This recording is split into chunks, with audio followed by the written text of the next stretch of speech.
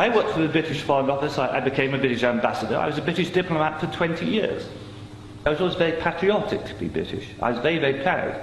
I remember when I first became a British ambassador and first went out in my own flag car with the Union Jack flying on the front as the ambassador, you know, I had a lump in my throat. It was a proud moment for me.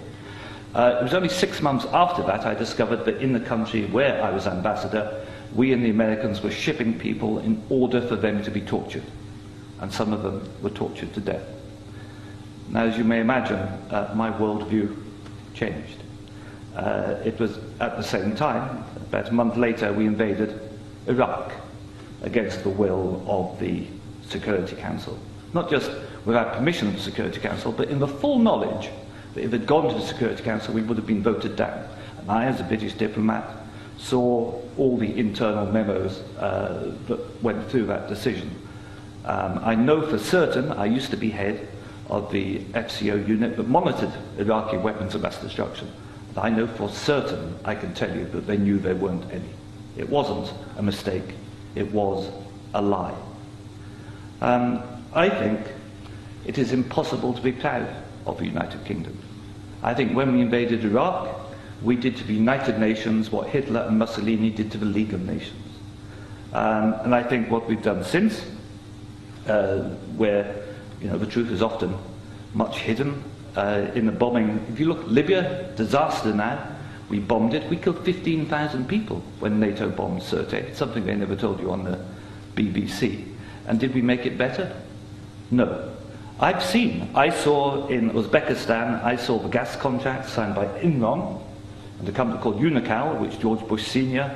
was on the board, to dig out gas pipelines from Uzbekistan and Kazakhstan over Afghanistan down to the Indian Ocean. And that was actually what the Afghan war was about. They'd actually had talks with the Taliban and Unocal to see if the Taliban would provide pipeline security.